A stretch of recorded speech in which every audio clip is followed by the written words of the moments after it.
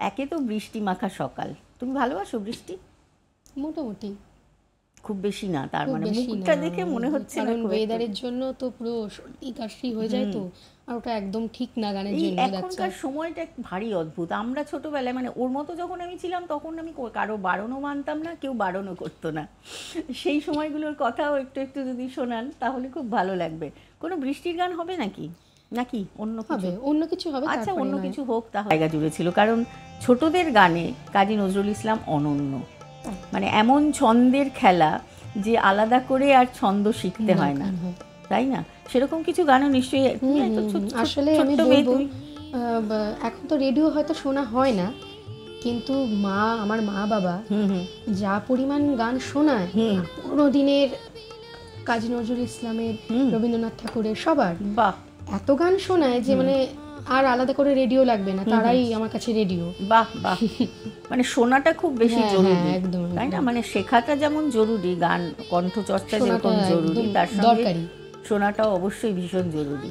তো যখন মা বাবার কথা হলোই তখন একটু শুনি যে ছোটবেলায় গান শেখা কি মা বাবার কাছ থেকেই? হ্যাঁ, মা বাবার কাছ থেকেই। মানে প্রথম হাতে করি আমার মায়ের কাছে, আর বাবা মানে আগাগোড়াই ছোটবেলা থেকে গান গাইতো।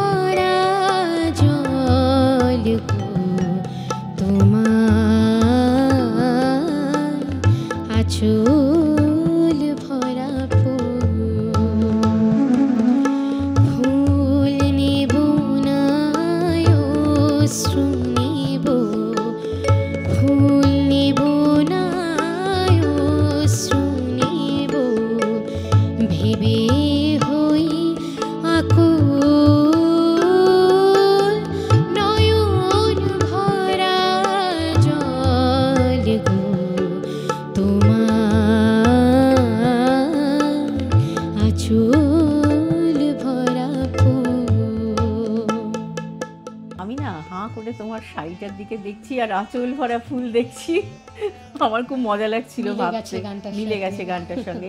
এবং এই গানটি আমাদের জীবনের সঙ্গে মিলে মিশে গেছে, কারণ ছোটবেলা থেকে বড় হওয়া কোনো বাঙালি এরকম নেই যে গানটা কোনো সময় দু লাইন গায়নি, গুনগুন করেনি, সুরে না হোক আমার মতো বেসুরেই হোক, কিন্তু গেয়েছে ঠিক। মানে এই গানের যে কত অনুরোধ আসে, অনেকদিন পর এই গানটি এখানে শুনলাম। ভালো ভালো গানের কালেকশন মা বাবারা তোলে আর কি, আর সেগুলো আমি পড়ি আর গলায় পড়ি। দূর দীপবাসিনী,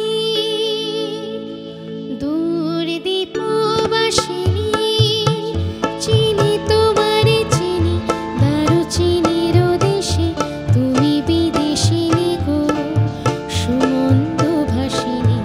দূর দীপবাসিনী, চিনি তোমারে চিনি, দারুচিনির দেশে তুমি বিদেশিনী গো, সুমন্ত ভাসিনী।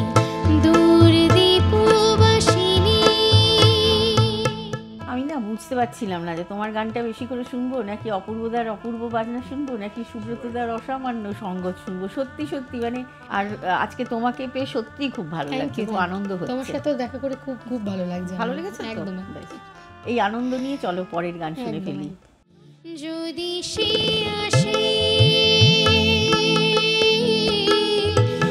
আমার খোঁজে ঝরা গোলাপে, আনিয়া সমাধি পাশে আমারও বিদায় বাণী শোনাবে, ঝরা গোলাপে ফিরিয়া যদি সে আসে। এই যে তোমার যে বড় হওয়া গানকে নিয়ে কি স্বপ্ন দেখো, কি ভাবনা তোমার গানকে নিয়ে? গানকে নিয়ে এগিয়ে যাওয়া, গানকে নিয়ে এগিয়ে যাওয়া, মানে তার জন্য কি কি কোন কোন হার্ডেল পেরোচ্ছ তুমি? হার্ডেল বলতে এই রেয়াজ করছি, ভালো করে প্র্যাকটিস করছি, যাতে আরো ভালো করে গাইতে পারি। অনেক আমি শুনেছি অনেক গুণী মানুষের সান্নিধ্য তুমি করেছো, মা বলছিলেন, সেগুলো একটু ছোট করে যদি বলো। নানা রকম মানে ছোটোবেলা থেকেই অনেক রিয়েলিটি শোতে গেছি, তো সেখান থেকে নানা রকম গুণী ব্যক্তিদের সাথে মানে আলাপ হয়, তাদের আশীর্বাদ পাই। বাহ, এই হচ্ছে ব্যাপার। বাহ, চলো পরের গান শুনি, তাদের আশীর্বাদ তো রয়েছে তোমার মাথার উপরে। ভুলি কেমনে আজো যে মনে বেদনা শনি রহিল আকা, আজো সজনী দিন রজনী সেবিনী কোনি সকলি ফাঁকা, ভুলি কেমনে। কি বৈচিত্র্য না! তুমি একটু আগে দুর্দীপবাসিনী শোনালে, কালো মেয়ের পায়ের তলা দিয়ে শুরু করেছো, তারপরে দেখো এই গানটা।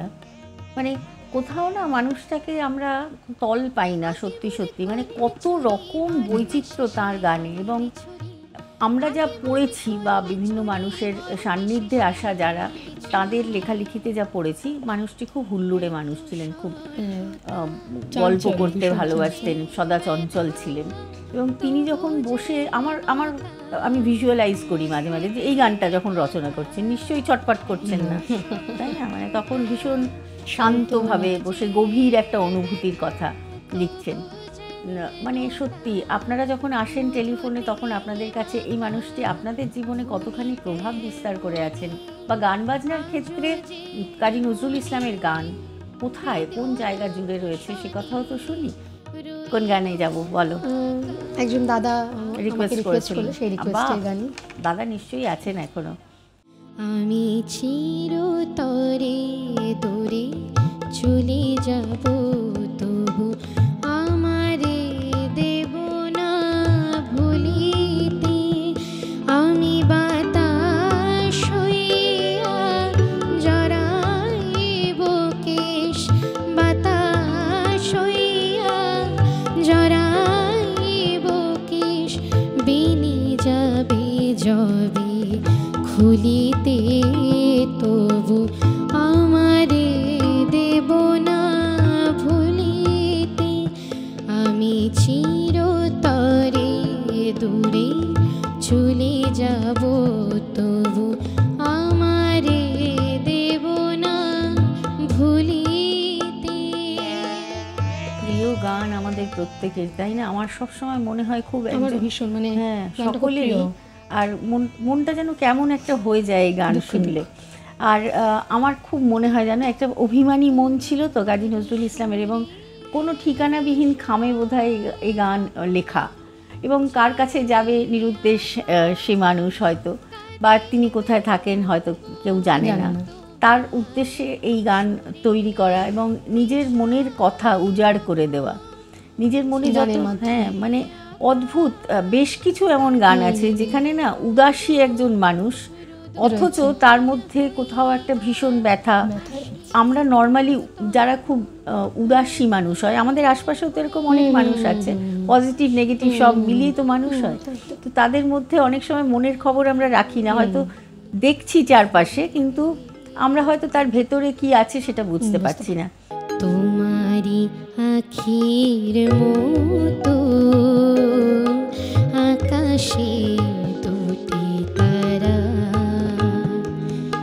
যে থাকে মোর প্রাণে নিশীথে তন্দ্রাহারা, সে কি তুমি, সে কি তুমি, তোমারি আখির মতো আকাশে দুটি তারা।